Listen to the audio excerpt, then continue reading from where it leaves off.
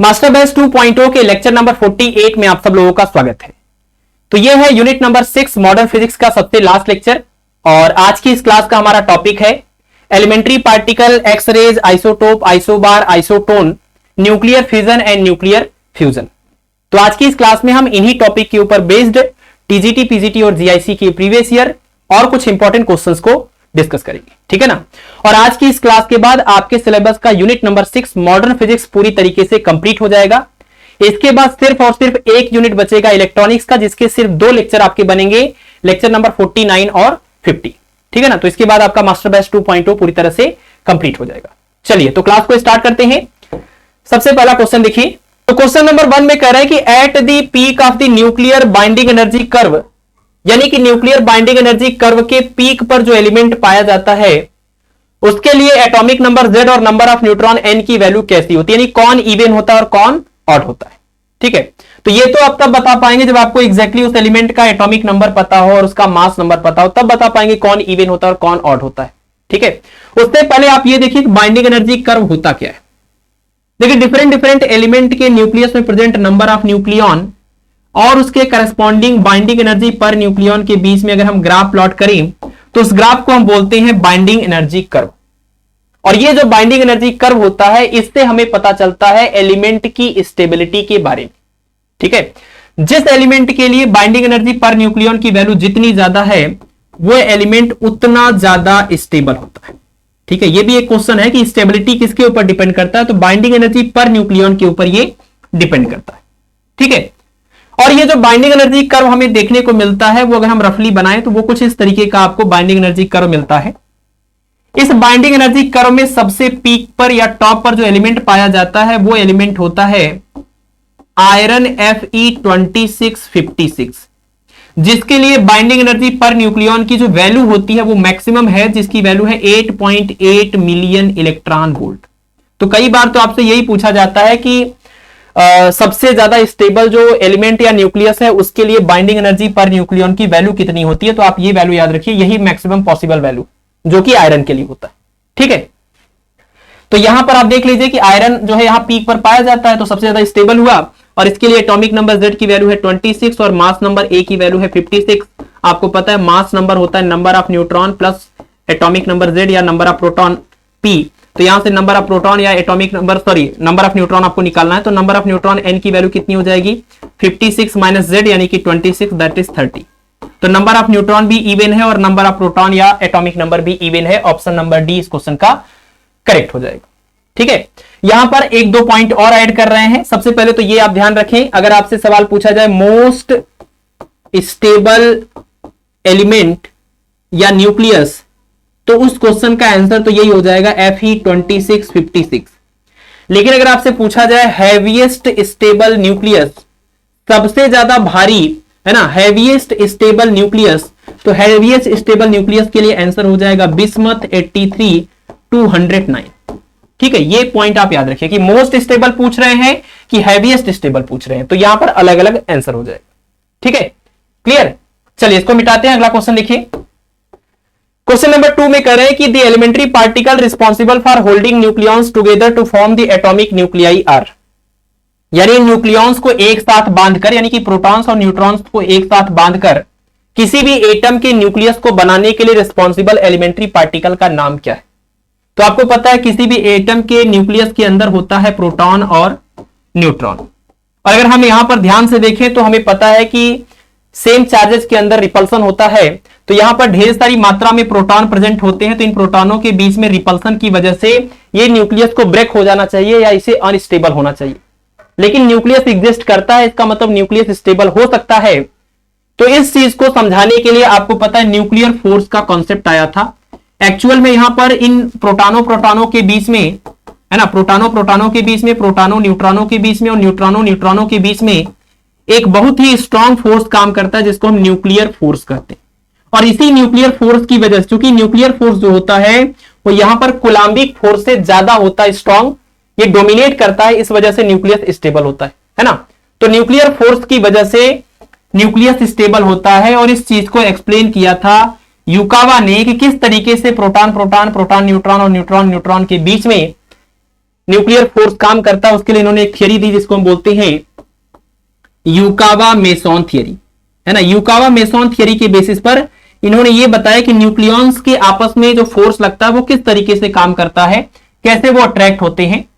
तो उन्होंने बताया एक्चुअल में प्रोटॉन और न्यूट्रॉन हमेशा प्रोटॉन और न्यूट्रॉन नहीं रहते, बल्कि ये पाई मेसॉन को इमिट करके या एक्सचेंज करके हमेशा प्रोटॉन न्यूट्रॉन में और न्यूट्रॉन प्रोटॉन में कन्वर्ट होते रहते, ठीक है ना, जिस वजह से इनके बीच में रिपल्सन नहीं हो पाता और ये आपस में एक दूसरे से जुड़े रहते, ठीक है। तो यहां पर इस क्वेश्चन का आंसर क्या हो जाएगा कि मेसॉन नाम के एलिमेंट्री पार्टिकल का कॉन्सेप्ट दिया था यूकावा ने इन न्यूक्लियॉन्स की स्टेबिलिटी को एक्सप्लेन करने के लिए, ठीक है। तो इस क्वेश्चन का आंसर हो जाएगा ऑप्शन नंबर बी यानी कि मेसॉन, ठीक है। चलिए आगे देखते हैं नेक्स्ट क्वेश्चन नंबर 3, और इसमें कह रहे हैं कि the ratio of masses of a pion and an electron is about. कह रहे हैं कि एक पाइऑन और एक इलेक्ट्रॉन के मास का रेशियो लगभग होता है, ऑप्शन दिया हुआ है 270, 50, 20 और 5, ठीक है। तो इस क्वेश्चन को सॉल्व करने से पहले आपको समझना होगा कि ये जो पाइऑन है वो एलिमेंट्री पार्टिकल के क्लासिफिकेशन में किस क्लास के अंतर्गत आता है। आपको पता है कि एलिमेंट्री पार्टिकल का क्लासिफिकेशन 3 अलग अलग बेसिस पर किया जाता है। कौन कौन से बेसिस पर किया जाता है? मास के बेसिस पर किया जाता है ना, स्पिन के बेसिस पर किया जाता है, और उसके अलावा इंटरेक्शन के बेसिस पर किया जाता है। ये 3 अलग अलग बेसिस पर एलिमेंट्री पार्टिकल का क्लासिफिकेशन किया जाता है, लेकिन हमने आपको सप्लीमेंट्री लेक्चर में सिर्फ और सिर्फ इंटरेक्शन के बेसिस पर बताया, क्योंकि ये आपके लिए सबसे ज्यादा इंपॉर्टेंट है। जो 95% क्वेश्चन आएंगे एलिमेंट्री पार्टिकल के वो इसी क्लासिफिकेशन से सॉल्व हो जाएंगे, ठीक है ना। बाकी आपको इसको भी समझना है और इसको भी याद रखना है। तो आज की इस क्लास के बाद हम आपको फिजिक्स स्कॉलर के टेलीग्राम चैनल पर एलिमेंट्री पार्टिकल का एक प्रॉपर नोट्स 3 से 4 पेज का है प्रोवाइड करेंगे, जिसमें ये पूरा क्लासिफिकेशन है, कुछ और एडिशनल जानकारी भी है, उसको आप पढ़ लीजिए, अच्छे से कवर कर लीजिए। तो एलिमेंट्री पार्टिकल से आने वाला एक भी क्वेश्चन इससे बाहर नहीं जाएगा, ठीक है। चलिए तो सबसे पहले हम समझ लेते हैं कि पाइऑन क्या होता है, और ज्यादा डिटेल में नहीं, सिर्फ हम इंटरेक्शन के बेसिस पर क्लासिफिकेशन को एक बार यहां देख लेते हैं शॉर्ट में, कि जो एलिमेंट्री पार्टिकल है अगर हम उनको इंटरेक्शन के बेसिस पर क्लासिफाई करें तो जो पार्टिकल स्ट्रॉन्ग इंटरेक्शन को फील नहीं करते, जो एलिमेंट्री पार्टिकल, उनको हमने नाम रख दिया लेप्टॉन, उनका नाम रख दिया लेप्टॉन, और जो स्ट्रॉन्ग इंटरेक्शन को फील करते हैं उनका नाम रख दिया हेड्रॉन, ठीक है। ये जो हेड्रॉन है इनको फर्दर हमने क्लासिफाई किया 2 पार्ट में। क्या क्या नाम है? तो इनका नाम हो गया मेसॉन और दूसरे का नाम हो गया बैरियन। उसके बाद अगर देखें तो बैरियन को हमने फर्दर क्लासिफाई किया 2 पार्ट में, जिनका नाम है न्यूक्लियॉन और हाइपरॉन, ठीक है। ये हम एलिमेंट्री पार्टिकल का क्लासिफिकेशन कर रहे हैं, ठीक है, हाइपरॉन। तो on the basis of interaction हम एलिमेंट्री पार्टिकल को इस तरीके से क्लासिफाई करते हैं। अगर और डेप्थ में जाएंगे तो आप लेप्टॉन में ये देख सकते हैं कौन कौन से पार्टिकल आते हैं। तो आपको पता है ई म्यू टाउ यानी इलेक्ट्रॉन, म्यूऑन और टाउऑन, ये पार्टिकल हो गए, इनके एंटी पार्टिकल हो गए, है ना, इनके एंटी पार्टिकल हो गए। और इसके साथ साथ अगर देखा जाए तो इसका न्यूट्रिनो और इसका एंटी न्यूट्रिनो हो गया, मतलब इसके करस्पॉन्डिंग न्यूट्रिनो और इसके करस्पॉन्डिंग न्यूट्रिनो, या ये कह लीजिए इनका न्यूट्रिनो और फिर उनका ये एंटी न्यूट्रिनो। तो 3 यहां पर आ जाएंगे, 3 यहां पर आ जाएंगे न्यूट्रिनोज। तो ये सारे के सारे पार्टिकल लेप्टॉन होते हैं, ठीक है। मेसॉन की बात करें तो मेसॉन को भी हम फर्दर 2 पार्ट में डिवाइड करते हैं, 3 पार्ट में, ठीक है। तो हम पार्टिकल की बहुत ज्यादा डिटेल में नहीं जाएंगे, बस उनका नॉमेनक्लेचर वगैरह थोड़ा अच्छे समझ लेना है।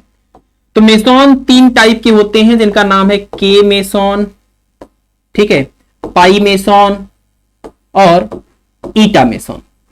के मेसॉन, पाई मेसॉन और ईटा मेसॉन। के मेसॉन को हम केऑन्स भी बोलते, केऑन्स बोलते, और पाई मेसॉन को हम पाइऑन्स बोलते, ठीक है, और ईटा मेसॉन को ईटा मेसॉन बोलते, ठीक है ना। न्यूक्लियॉन की बात करें तो आपको पता है न्यूक्लियॉन में 2 पार्टिकल आते हैं जो न्यूक्लियस के अंदर रहते हैं, प्रोटॉन्स और न्यूट्रॉन्स। हाइपरॉन की बात करें तो हाइपरॉन के अंदर टोटल 4 तरह के पार्टिकल आते हैं। उनके टाइप तो अलग हो गए कि वो सिंगलेट है कि डबलेट है कि ट्रिपलेट है, कि उसकी कितनी वैरायटीज आती है वो अलग बात है, लेकिन हाइपरॉन को मोटा मोटा 4 पार्ट में आप डिवाइड कर सकते हैं, जिनका हम नाम ऐसे लिख दे रहे हैं, सिग्मा, जाई या कैस्केड बोलते हैं, उसके बाद लैम्डा, और उसके बाद लास्ट में क्या आता है, ओमेगा, ठीक है। तो ये चारों पार्टिकल को हम हाइपरॉन बोलते हैं, इन दोनों को न्यूक्लियॉन बोलते हैं, और न्यूक्लियॉन और हाइपरॉन मिलाकर के बैरियन बनता है, ठीक है। और के मेसॉन, पाई मेसॉन और ईटा मेसॉन को मिलाकर के ये पूरा मेसॉन बनता है। यानी आप याद रखेंगे मेसॉन के भी 3 टाइप होते हैं, है ना। मेसॉन के ऊपर भी आगे क्वेश्चन हम करेंगे। तो यहां पर आप समझ पा रहे हैं कि जो पाइयन होता है वो एक्चुअल में मेसॉन का एक टाइप होता है, ठीक है, मेसॉन का एक टाइप होता है। और पाइयन का जो मास होता है, जो कि इस क्वेश्चन में पूछा है, अगर हम कहें कि पाई मेसॉन या कोई भी पाइयन है, तो पाइयन का जो मास होता है वो इलेक्ट्रॉन के मास का लगभग 273 टाइम्स होता है। तो आप कह सकते हैं मास ऑफ पाइयन, पाइयन में pi plus, pi minus, pi naught, 3 variety होती है उसकी। तो mass of pion upon mass of electron, ये हो गया आपका 273, लेकिन सबसे करीब जो ऑप्शन दिया हुआ है वो 270 है। तो ये क्वेश्चन का ऑप्शन ए करेक्ट हो जाएगा, ठीक है। चलिए एक चीज और यहां पर आप याद रखें, कई बार तो ये भी सवाल पूछा गया कि हेड्रॉन क्या होता है। तो आप ध्यान रखेंगे मेसॉन और बैरियन को मिलाकर के बनता है हेड्रॉन। मेसॉन और बैरियन को मिलाकर के बनता है हेड्रॉन, और केयॉन्स और हाइपरॉन्स को मिलाकर बनता है स्ट्रेंज पार्टिकल। स्ट्रेंज पार्टिकल कौन कौन है? केयॉन्स और हाइपरॉन्स। तो ये भी स्ट्रेंज पार्टिकल्स हैं और ये भी आपके स्ट्रेंज पार्टिकल्स, ठीक है। तो आप स्ट्रेंज पार्टिकल याद रखें, हेड्रॉन याद रखें। इसके अलावा अगर हम मास की बात कर लें यहां पर, तो मास के बेसिस पर भी क्लासिफिकेशन को आप यहीं से क्लियर कर लीजिए कि मास के बेसिस पर जब हम क्लासिफिकेशन की बात करते हैं, तो अगर सिर्फ 2 में देखें तो लेप्टॉन सबसे हल्का पार्टिकल होता है और हेड्रॉन जो है वो भारी पार्टिकल होते हैं। हेड्रॉन में भी अगर हम अंदर जाएं तो आप इस तरीके से याद रखें कि लेप्टॉन सबसे हल्का होता है, ठीक है, उससे थोड़ा भारी होता है आपका मेसॉन और उससे भारी होता है आपका बैरियन, ठीक है। ये आप मास के बेसिस पर भी इस तरीके से मोटा मोटा याद रखें। बाकी हम इसका नोट्स आपको प्रोवाइड करेंगे तो उसमें और डिटेल में चीजें लिखी हुई है, ठीक है। चलिए आगे बढ़ते हैं, अगला क्वेश्चन देखिए, क्वेश्चन नंबर 4। तो क्वेश्चन नंबर 4 में कह रहे हैं कि what is the cause of the nuclear fission, यानी कि नाभिकीय विखंडन की घटना का कारण क्या है। आपको पता है न्यूक्लियर फिजन क्या होता है? जब एक हैवी न्यूक्लियस के ऊपर फास्ट मूविंग न्यूट्रॉन की बम्बार्टमेंट करी जाती है, तो ये हैवी न्यूक्लियस लगभग सेम मास वाले 2 छोटे छोटे न्यूक्लियस में डिवाइड हो जाता है और उसके साथ ढेर सारी मात्रा में हमें एनर्जी मिलती है। इस घटना को हम बोलते हैं न्यूक्लियर फिजन या नाभिकीय विखंडन। जो एटम बम होता है वो न्यूक्लियर फिजन की फेनोमेनन के ऊपर बेस्ड होता है, लेकिन उसमें अनकंट्रोल्ड चेन रिएक्शन होता है। और जो आपका न्यूक्लियर रिएक्टर होता है उसमें भी न्यूक्लियर फिजन की फेनोमेना होती है, लेकिन कंट्रोल्ड चेन रिएक्शन होता है, ठीक है। तो ये जो न्यूक्लियर फिजन की फेनोमेना होती है, इसको एक्सप्लेन करने के लिए बोहर और व्हीलर नाम के साइंटिस्ट ने एक थियरी दी, जिसको हम बोहर व्हीलर थियरी बोलते हैं, है ना। Bohr Wheeler theory of nuclear fission. और न्यूक्लियर फिजन को इन्होंने सक्सेसफुली एक्सप्लेन किया by using the nuclear model called as liquid drop model, ठीक है ना। जैसे आपने एटम के मॉडल पढ़े हुए हैं, टीआरबीएस से आपने याद किया था, टॉमसन, रदरफोर्ड, बोहर और सोमरफील्ड। उसी तरीके से न्यूक्लियस के लिए भी कुछ मॉडल होते हैं, जिसमें से एक है लिक्विड ड्रॉप मॉडल। तो इस लिक्विड ड्रॉप मॉडल को यूज करके बोहर और व्हीलर ने इस न्यूक्लियर फिजन की फेनोमेना को एक्सप्लेन किया था। और उन्होंने बताया था कि अगर एक फास्ट मूविंग या हाई एनर्जेटिक न्यूट्रॉन की जब बम्बार्टमेंट करते हैं तो ये ऑसिलेट करने लगता है, और ऑसिलेट करते करते ये जो स्फीरिकल शेप है न्यूक्लियस का, वो लगभग इलिप्टिकल हो जाता है और थोड़ी देर बाद ये डंबल के शेप में बन जाता है। और आप देखिए न्यूक्लियस में पूरा पॉजिटिव चार्ज होता है, तो एक तरह से ये एक पॉजिटिव चार्ज और एक ये पॉजिटिव चार्ज, और इन दोनों पॉजिटिव चार्जेस के बीच में रिपल्सन होता है, जिसकी वजह से ये 2 अलग अलग छोटे छोटे न्यूक्लियाई में डिवाइड हो जाते हैं, ठीक है। तो आप कह सकते हैं कि न्यूक्लियर फिजन की जो फेनोमेना है उसको बोहर और व्हीलर ने इस तरीके से एक्सप्लेन किया, जैसे कि इन दोनों न्यूक्लियस के बीच में यहां पर रिपल्सन हो रहा था। तो इस रिपल्सन के लिए आपको पता है, इसको हम बोलते हैं कूलाम्स लॉ। तो ऑप्शन नंबर बी इस क्वेश्चन का करेक्ट हो जाएगा, ठीक है ना। एक चीज और आप याद रखिएगा कि इसको एक्सप्लेन करने के लिए कौन से मॉडल को इन्होंने इस्तेमाल किया था, तो लिक्विड ड्रॉप मॉडल। जैसे लिक्विड को अगर आप ऑसिलेट करें तो वो इसी तरीके से शेप बदलते बदलते 2 ड्रॉप में डिवाइड हो जाती है, बिल्कुल वैसे ही न्यूक्लियस के साथ भी होता है, ठीक है। चलिए अगला क्वेश्चन देखिए, क्वेश्चन नंबर 5। और इसमें कह रहे हैं कि the atomic mass unit which is 1/12 of the rest mass of carbon 12 isotope is equivalent to energy. तो यहां तो पूरी डिफिनीशन दी हुई है, आप इसको याद रखिए कि 1 AMU क्या होता है। 1 AMU यानी कि 1 एटॉमिक मास यूनिट, जो कि मास की एक बहुत छोटी सी यूनिट है। और इसकी वैल्यू कैसे आती है? 1/12 into mass of 1 atom of carbon 12। Carbon 12 के एक एटम के मास का 1/12 करते हैं तो ये जो आता है इसको हम बोलते हैं 1 AMU, जिसकी वैल्यू 1/66 इंटू 10⁻27 किलोग्राम के आसपास आती है। और इतनी ही वैल्यू होती है लगभग मास ऑफ प्रोटॉन की और मास ऑफ न्यूट्रॉन की। ठीक है, इसको हम बोलते हैं 1 AMU। और आपने पढ़ा हुआ है फार्मूला एनर्जी मास रिलेशन से, E is equal to delta M C square. अगर हमें मास जो हम डिस्ट्रॉय कर रहे हैं मास डिफेक्ट पता हो तो उसके करस्पॉन्डिंग या उसके इक्विवेलेंट जो एनर्जी आएगी वो हम यहां से निकाल सकते हैं। तो अगर 1 AMU मास को हम डिस्ट्रॉय करें तो उसके इक्विवेलेंट, उसके बदले में जो एनर्जी बनेगी वो कितनी होगी? तो आप यहां पर मास की वैल्यू को रखेंगे 1 AMU को किलोग्राम में यहां पर रख लेंगे, C की वैल्यू रखेंगे 3 इंटू 10⁸ मीटर पर सेकेंड, उसका स्क्वायर करेंगे और इसको पूरा सॉल्व करने पर ये वैल्यू आती है 93.5 मिलियन इलेक्ट्रॉन वोल्ट। यहां 0.5 नहीं दिया है तो ये करेक्ट हो जाएगा। ठीक है, तो आप ध्यान रखें कि 1 AMU जो मास होता है अगर हम उसको एनर्जी उसके इक्विवेलेंट देखें तो 931.5 मिलियन इलेक्ट्रॉन वोल्ट इतनी एनर्जी प्रोड्यूस होती है। और 1 AMU की वैल्यू किलोग्राम में भी आप याद रखें। ठीक है, चलिए आगे बढ़ते हैं। अगला क्वेश्चन देखिए, क्वेश्चन नंबर 6। तो इसमें कह रहे हैं कि the wavelength of K alpha line characteristic x-ray emitted by an element is 0.32 angstrom. The wavelength of K beta line emitted by the same element will be. तो इस क्वेश्चन को करने से पहले आपको यह समझना पड़ेगा कि कैरेक्टरिस्टिक एक्सरे का प्रोडक्शन कैसे होता है। देखिए, अगर आपका इंसिडेंट इलेक्ट्रॉन किसी भी टारगेट मेटल के इनर सेल के किसी इलेक्ट्रॉन को पूरी तरह से रिमूव कर दे, नॉकआउट कर दे, तो उस वैकेंसी को फिल करने के लिए अपर सेल के इलेक्ट्रॉन ट्रांजिशन करके वहां जाते हैं। और जब वो ट्रांजिशन करके वहां पर जाते हैं तो दोनों के लेवल का जो डिफरेंस है, एनर्जी लेवल का जो डिफरेंस है, उतनी एनर्जी वाले फोटोन को वो इमिट करते हैं जिनको हम कैरेक्टरिस्टिक एक्सरे बोलते हैं। ठीक है ना। चलिए मान लीजिए कि आपने जो इलेक्ट्रॉन इंसिडेंट किया टारगेट मेटल के ऊपर, उसने के सेल के इलेक्ट्रॉन को पूरी तरह से नॉकआउट कर दिया। ये है आपका के सेल, ये है एल सेल, ये है एम सेल और ये है एन सेल। अगर उसने के सेल के इलेक्ट्रॉन को नॉकआउट किया हुआ है तो उस वैकेंसी को फिल करने के लिए एल सेल का कोई इलेक्ट्रॉन ट्रांजिशन करके यहां पर जा सकता है। और जब ये यहां से ट्रांजिशन करके यहां पर जाएगा तो जो फोटोन ये इमिट करेगा उस लाइन को हम बोलेंगे के अल्फा लाइन। ठीक है ना। अगर एम सेल का इलेक्ट्रॉन इस वैकेंसी को फिल करने के लिए जाएगा तो इसको हम बोलेंगे के बीटा लाइन, और एन सेल का अगर जाएगा तो इसको बोलेंगे के गामा लाइन। ठीक है ना। इसी तरह से अगर मान लीजिए आपने जो इलेक्ट्रॉन इंसिडेंट किया था उसने एल सेल के इलेक्ट्रॉन को नॉकआउट किया है ना, के को नहीं, एल को अगर नॉकआउट किया तो इसको फिल करने के लिए एम से जा सकते हैं, एन से जा सकते हैं, ओ से जा सकते हैं। तो यानी इसको L alpha, L beta, L gamma इस तरीके का नाम दे देंगे। ठीक है। तो यहां पर ये जो रेडिएशन इमिट हो रही है, दो एनर्जी लेवल के डिफरेंस के इक्वल उसकी एनर्जी होगी और उसके वेवलेंथ का जो एक्सप्रेशन है, जैसे आपने हाइड्रोजन स्पेक्ट्रम वाले चैप्टर में पढ़ा हुआ था, बिल्कुल उसी तरीके का है, थोड़ा सा चेंज है। 1/λ इक्वल टू यहां पर आर, उसमें होता था जेड स्क्वायर और यहां पर होगा जेड माइनस बी का होल स्क्वायर। इसको हम स्क्रीनिंग कांस्टेंट बोलते हैं। और यहां ब्रैकेट में हो जाएगा 1 लोअर लेवल का स्क्वायर माइनस 1 अपर लेवल का स्क्वायर, जो कि वहां पर भी होता था। ठीक है ना। सब कुछ वही है, सिर्फ जेड की जगह पर जेड माइनस बी है, स्क्रीनिंग कांस्टेंट है। तो अगर हम देखें के अल्फा की बात करें, के अल्फा लाइन की बात करें तो अपर लेवल 2 से लोअर लेवल 1 में ट्रांजिशन हो रहा है, और के बीटा की बात करें तो अपर लेवल 3 से लोअर लेवल 1 में ट्रांजिशन हो रहा है। ठीक है।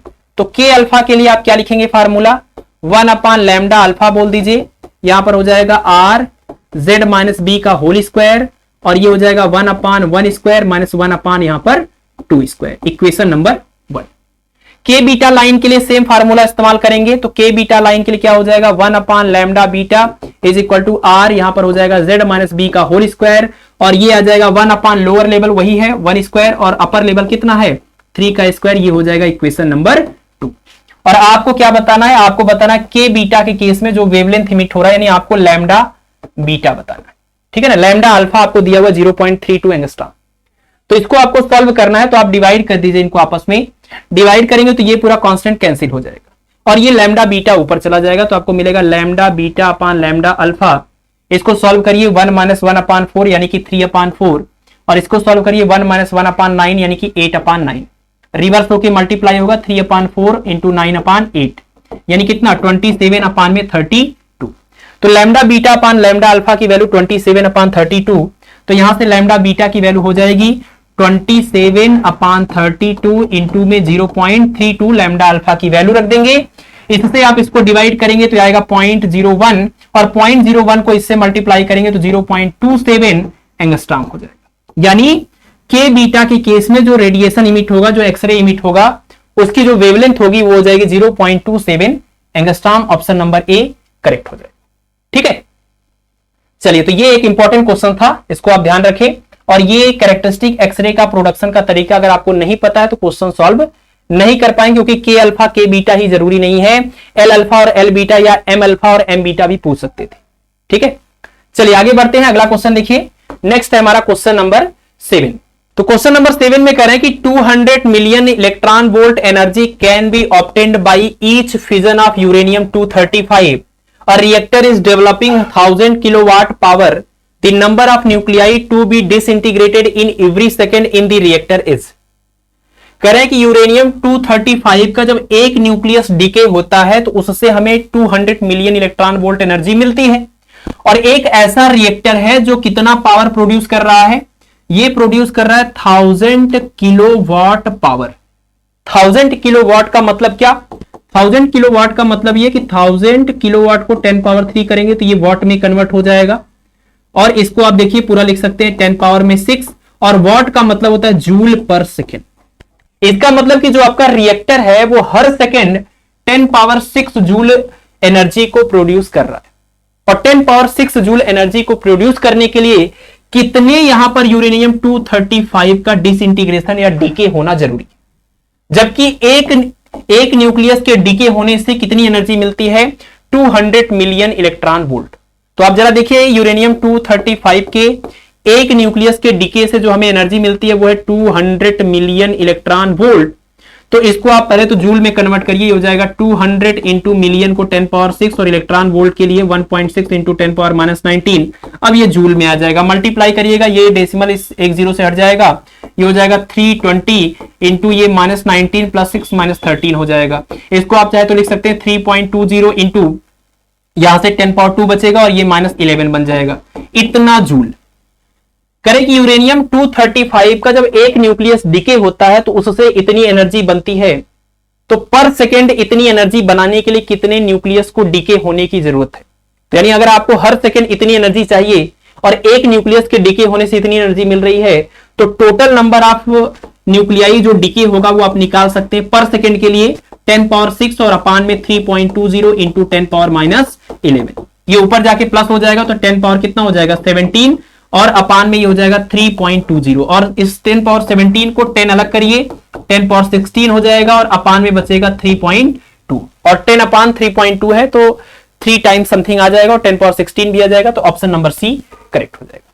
ठीक है, तो इस क्वेश्चन में कुछ था नहीं, सिर्फ एक कैलकुलेशन था, नॉर्मल मैथमेटिक्स था, इसके लिए फिजिक्स आने की कोई जरूरत नहीं। चलिए अगला क्वेश्चन देखते हैं, क्वेश्चन नंबर 8। तो क्वेश्चन नंबर 8 में कह रहे हैं कि which one is not the member of meson group, यानी इनमें से कौन है जो मेसॉन ग्रुप का मेंबर नहीं है। और ध्यान से देखिए सभी ऑप्शन में लास्ट में मेसॉन लिखा हुआ है। ठीक है, तो आपको नाम के ऊपर नहीं जाना है, आपको जिस पार्टिकल की बात की जा रही है उस पार्टिकल को सिर्फ देखना है ना, इस पार्टिकल को देखना, नाम के ऊपर नहीं जाना। इसी तरह से देखें तो सबके नाम में मेसॉन लिखा हुआ है, तो इसका मतलब चारों के चारों मेसॉन है।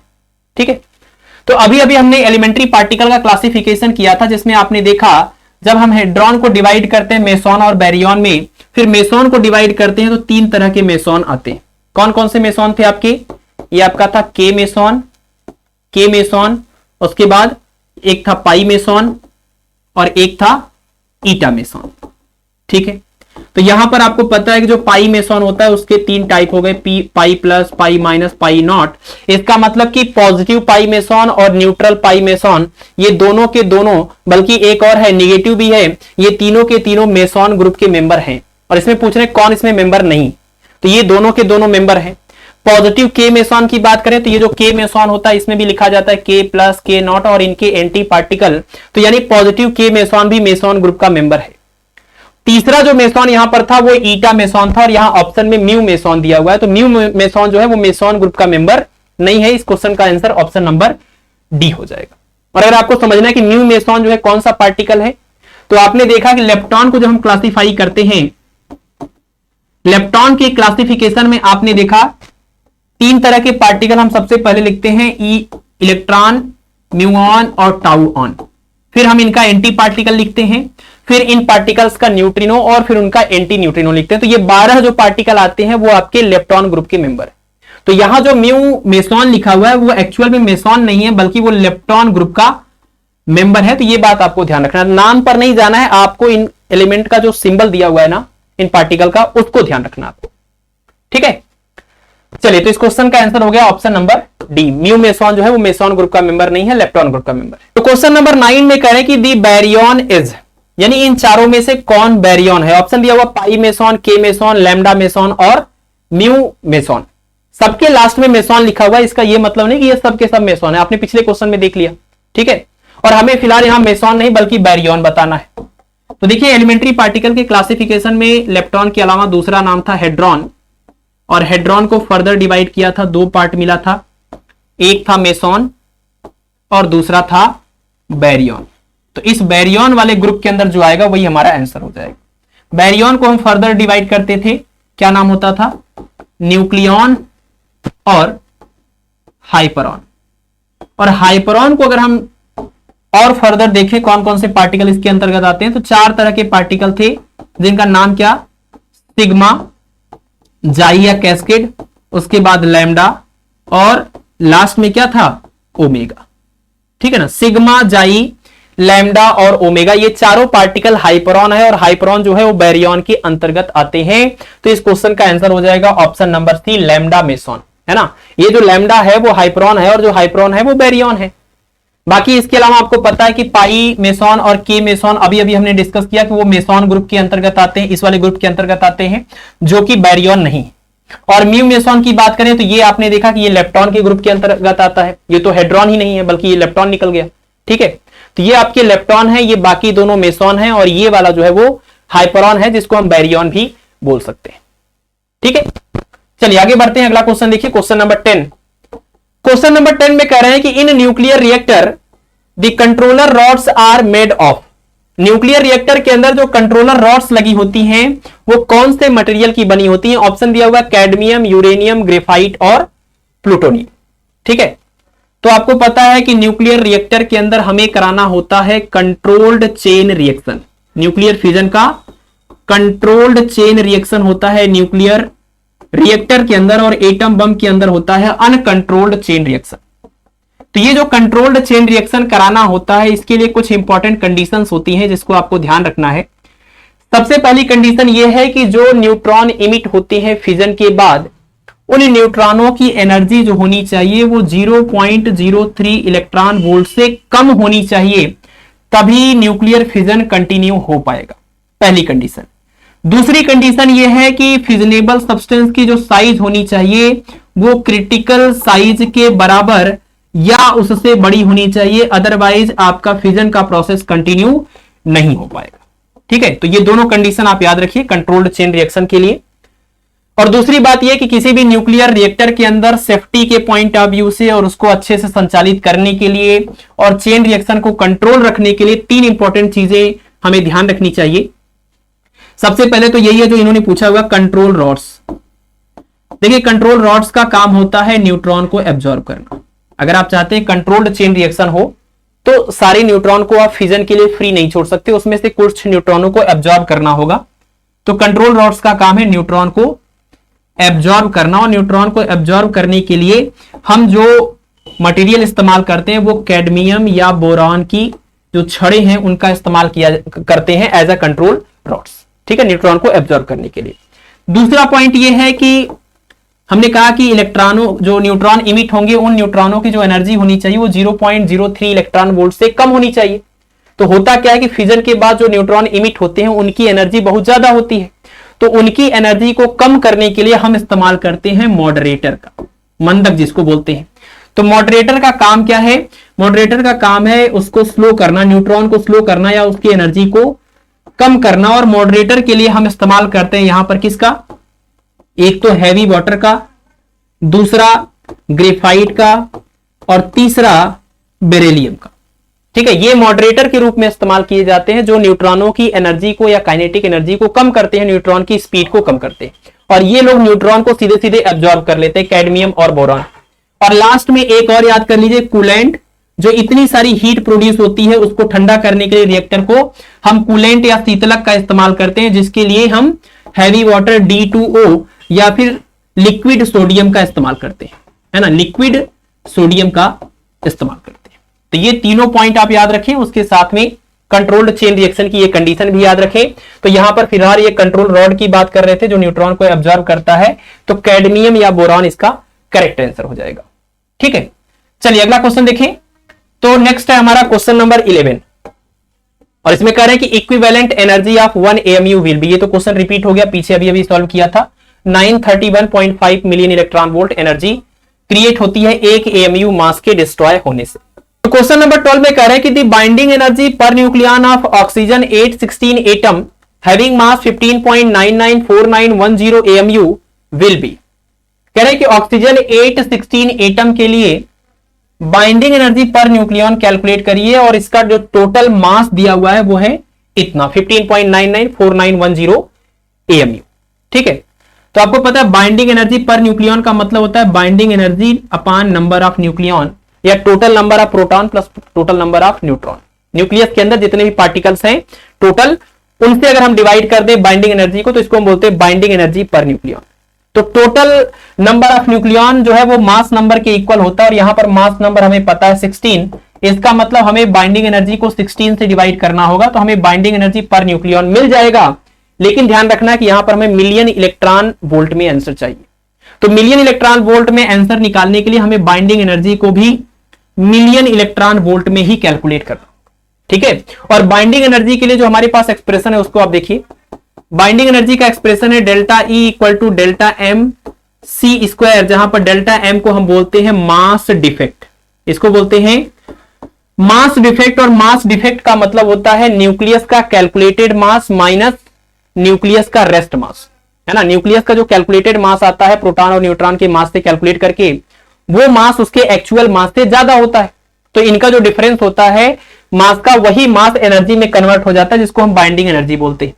तो मास डिफेक्ट के लिए हम क्या करेंगे, न्यूक्लियस का मास कैलकुलेट करेंगे। कैसे? टोटल नंबर ऑफ प्रोटॉन को एक प्रोटॉन के मास से मल्टीप्लाई करेंगे और टोटल नंबर ऑफ न्यूट्रॉन को, टोटल नंबर ऑफ न्यूट्रॉन यानी कि A minus Z, total number of neutron को मास ऑफ न्यूट्रॉन से मल्टीप्लाई करेंगे तो सभी न्यूट्रॉनों का मास मिल जाएगा और इन दोनों को जोड़ देंगे तो पूरे न्यूक्लियस का ये कैलकुलेटेड मास हो गया। और इस कैलकुलेटेड मास को हम न्यूक्लियस के रेस्ट मास से माइनस कर देंगे तो जो आएगा वो हो जाएगा मास डिफेक्ट डेल्टा M। ठीक है, तो यहां पर आप देखिए, आपको mass of proton mass of neutron AMU में पता है और नंबर ऑफ प्रोटॉन और नंबर ऑफ न्यूट्रॉन आप यहां से निकाल लेंगे। 8 प्रोटॉन है, 8 इलेक्ट्रॉन है और इसमें से इसको माइनस करेंगे तो 8 न्यूट्रॉन भी है। ठीक है, तो Z की वैल्यू 8 रख देंगे, A माइनस Z की वैल्यू भी 8 रख देंगे। Mass of proton mass of neutron यहां पर वैल्यू AMU में लिखा हुआ उसको रख लेंगे। अब आपको यह देखना है कि रेस्ट मास ऑफ न्यूट्रॉन कहां से निकलेगा। देखिए, जो पूरा एटम आपका है, ये पूरा एटम जिसमें न्यूक्लियस है और उसके बाद इलेक्ट्रॉन्स भी उसके चारों ओर घूम रहे हैं, तो ये जो पूरा ऑक्सीजन 816 नाम का एटम है, इस पूरे का मास आपको दिया हुआ 15.994910 AMU। तो आपको अगर सिर्फ न्यूक्लियस का मास चाहिए तो आपको इस पूरे एटम के मास में से जो 8 इसके इलेक्ट्रॉन हैं, उन 8 इलेक्ट्रॉनों के मास को माइनस करना। यानी आपको ये जो मास मिलेगा, रेस्ट मास ऑफ न्यूक्लियस, ये कैसे मिलेगा? ये इस पूरे एटम का जो मास है 15.99 समथिंग करके जो भी यहां दिया हुआ है, उसमें से हमें माइनस करना होगा 8 टाइम्स मास ऑफ इलेक्ट्रॉन को। जो 8 इलेक्ट्रॉन है उनके मास को इसके टोटल मास से माइनस कर देंगे तो हमें न्यूक्लियस का रेस्ट मास मिल जाएगा। ठीक है, तो सबसे पहले आपको ये चीज कैलकुलेट करना है, ये सब करना आप ही को है, ये पूरा कैलकुलेट करना है और ये पूरा कैलकुलेट करके यहां रखेंगे, ये पूरा भी रखेंगे, सबको रखेंगे यहां पर। सॉल्व करने पर डेल्टा M आएगा और जो डेल्टा M आएगा वो ध्यान रखिए, जो मास डिफेक्ट यहां से आएगा वो किस में आएगा? जो भी वैल्यू आया वो आएगा आपका AMU में, क्योंकि सब AMU में है, एटॉमिक मास यूनिट में, तो ये पूरा का पूरा AMU में आएगा। और आपको पता है कि 1 AMU 931.5 million electron volt energy के इक्विवेलेंट होता है। तो यहां से जो भी आपने एनर्जी मास डिफेक्ट निकाला होगा AMU में, उसको आप उसके इक्विवेलेंट अगर एनर्जी निकालना चाहते, या तो आप यहीं से कैलकुलेट कर लीजिएगा, या तो सीधे सीधे आपको इस फार्मूले में आने की जरूरत नहीं। सीधे सीधे जब आपको पता ही है कि 1 AMU का कितना एनर्जी आता है, तो जो भी मास डिफेक्ट आया होगा उसको 931.5 से मल्टीप्लाई करिएगा, वो सीधे सीधे एनर्जी में कन्वर्ट हो जाएगा, वो भी मिलियन इलेक्ट्रॉन वोल्ट में।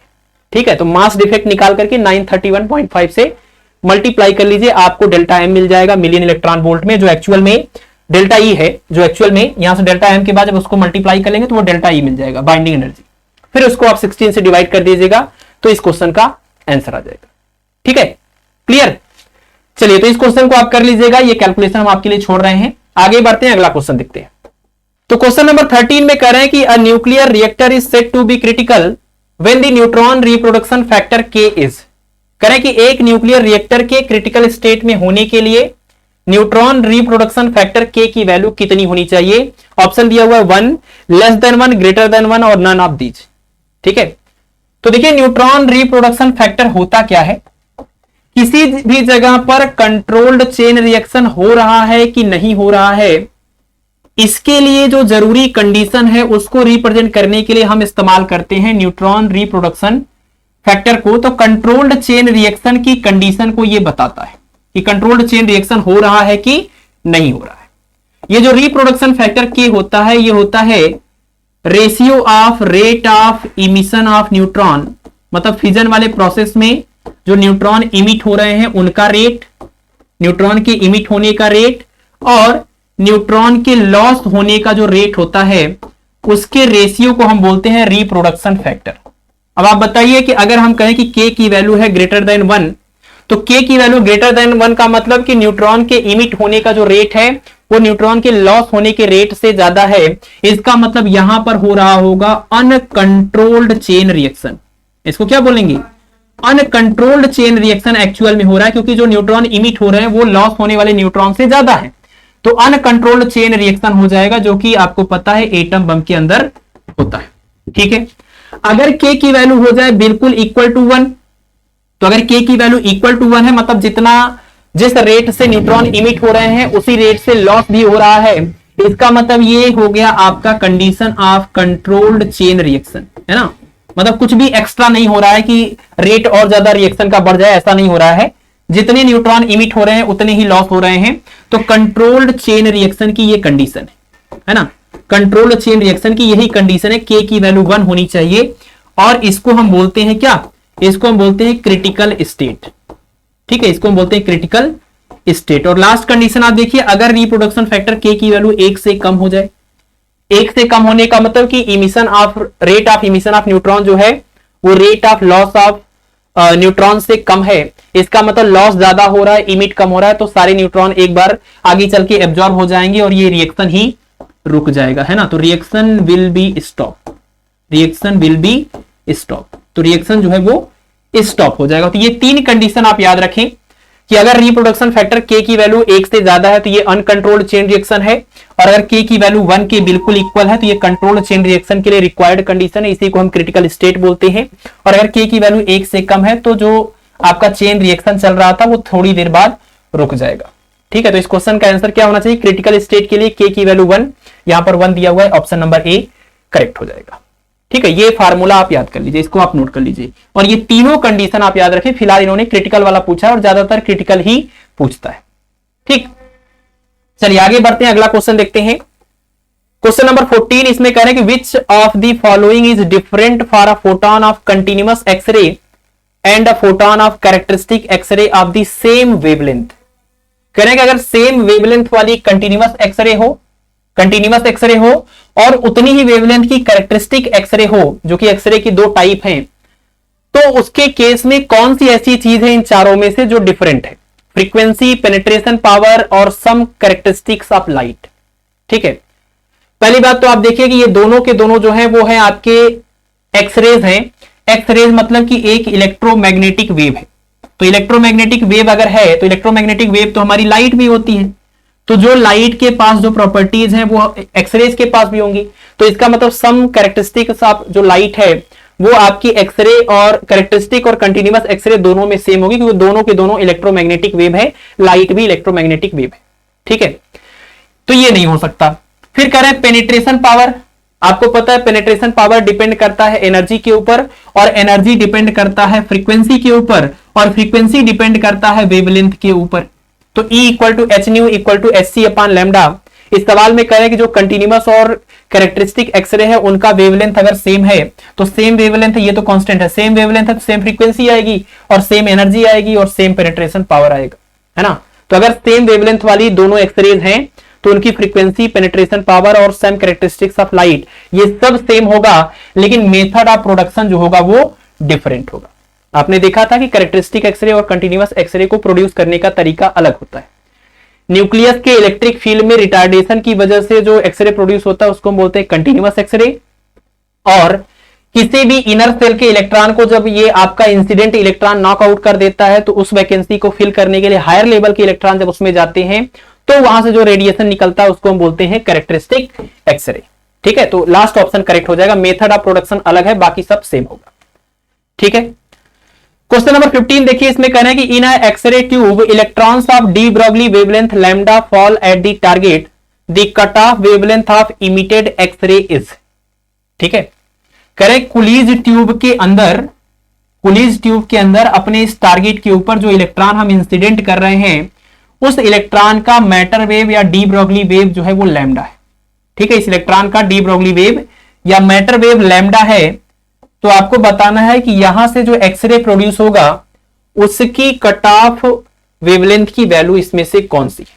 ठीक है, कट ऑफ वेवलेंथ आपको पता है, जब आपने ये ग्राफ प्लॉट किया था इंटेंसिटी और वेवलेंथ के बीच में एक्सरे के लिए, तो आपको पता है वो ग्राफ कुछ इस टाइप का मिलता है। बीच में यहां पर आपका ये कैरेक्टरिस्टिक एक्सरे का पीक मिलता है, उसके बाद फिर ये ऐसे जाता है। ठीक है ना, तो ये जो आपका एक्सरे का ये पीक मिलता है या फिर ये पूरा ग्राफ मिलता है, इसमें आप देखिए इस मिनिमम वेवलेंथ से कम वेवलेंथ की कोई भी रेडिएशन आपको नहीं मिल रही।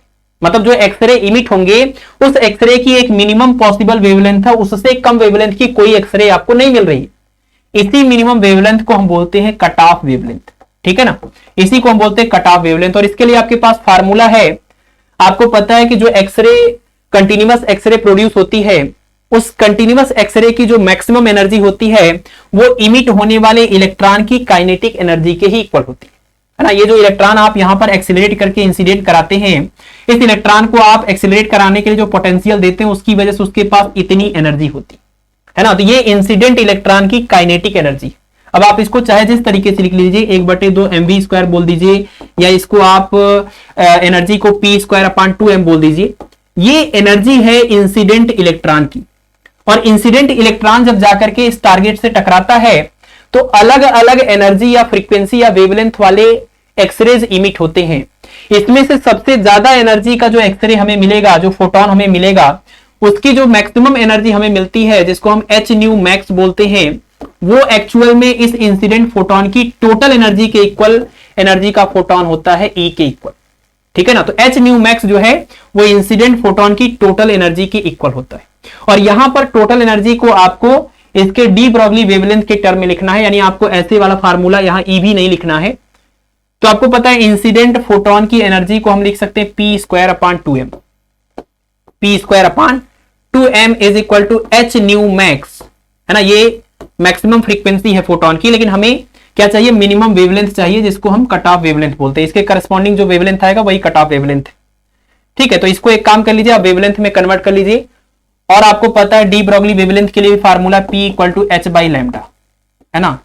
जिस पार्टिकल का ये डी ब्रॉगली वेवलेंथ है ये उसी का मोमेंटम है, यानी इलेक्ट्रॉन का मोमेंटम और इलेक्ट्रॉन का ये डी ब्रॉगली वेवलेंथ। तो यहां से हम p की जगह पर h/λ लिखेंगे, तो h/λ का होल स्क्वायर बनेगा और साथ में यहां 1/2m होगा। और इस साइड देखिए, सॉरी ये ई नहीं होगा, एच न्यू है ना, एच न्यू मैक्स, तो एच न्यू मैक्स था यहां पर, और न्यू मैक्स की जगह पर लिखेंगे c/λ मिनिमम। अगर लैम्डा मिनिमम होगा तभी फ्रीक्वेंसी मैक्सिमम होगा। तो लैम्डा मिनिमम हमें निकालना है फिलहाल। यहां पर सॉल्व करिए एक स्टेप।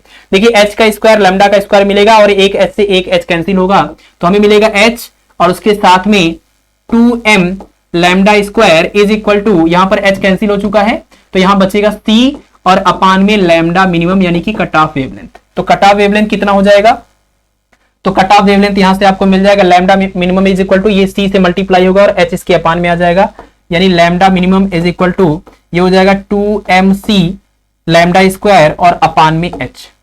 ठीक है, तो ये मिनिमम वेवलेंथ या कट ऑफ वेवलेंथ की वैल्यू हो जाएगी 2mc lambda square upon h। ये ऑप्शन नंबर 1 करेक्ट हो जाएगा। ठीक है, इसको हम डुआन हंट लॉ बोलते हैं, आपको पता होगा। ये हमने जो फार्मूला आपको बताया था कि इमिटेड फोटोन की maximum energy H nu max is equal to incident electron की total kinetic energy E into V. इसको हम बोलते हैं डुआन हंट लॉ, ठीक है ना, डुआन हंट लॉ। तो यही फार्मूला है, कॉन्सेप्ट वही है, बस हमने इलेक्ट्रॉन की काइनेटिक एनर्जी को ई इंटू वी के फॉर्म में न लिख करके मोमेंटम और मास के टर्म में लिखा हुआ। आप चाहे तो इस तरीके से भी लिख सकते हैं, तो जैसी कंडीशन बनेगी वैसे यूज कर लेंगे। ठीक है, चलिए अगला क्वेश्चन देखिए, क्वेश्चन नंबर 16। तो क्वेश्चन नंबर 16 में कह रहे हैं कि when electrons of energy 40 kilo electron volt are bombarded on a metal target then the wavelength of the most energetic x-rays emitted is approximately. कह रहे हैं कि अगर मेटल टारगेट के ऊपर 40 किलो इलेक्ट्रॉन वोल्ट एनर्जी का इलेक्ट्रॉन इंसिडेंट करें तो जो हाईएस्ट एनर्जी वाले एक्स-रेज इमिट होंगे उनकी वेवलेंथ कितनी होगी।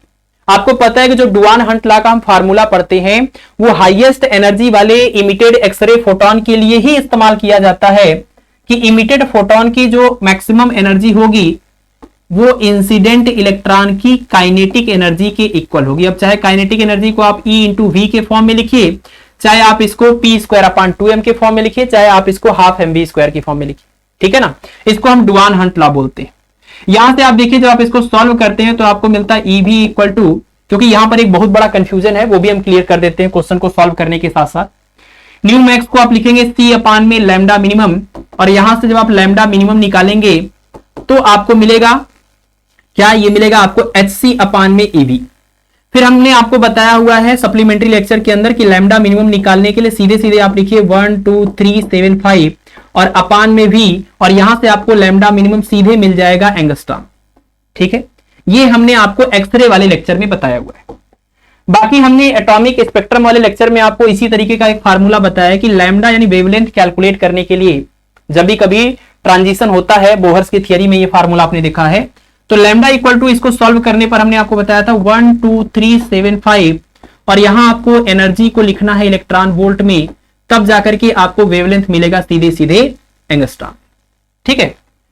देखिए इन दोनों फार्मूलों में आपको एक डाउट हो गया है, और वो डाउट ये है आपका कि अगर हम यहां एनर्जी को लिख रहे थे इलेक्ट्रॉन वोल्ट में तब जो यूनिट आ रही थी वो एंगस्ट्रॉम आ रही थी।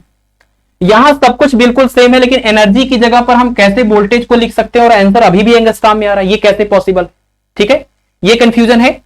तो ये जो कंफ्यूजन आ रहा है आपका वो इसलिए आ रहा है क्योंकि आपको ये लग रहा है कि यहां जो V है उसको हम वोल्ट में रखेंगे। एक्चुअल में ये जो V है वो वोल्ट में नहीं रखा जाएगा, यहां पर ये इलेक्ट्रॉन वोल्ट में रखा जाता है।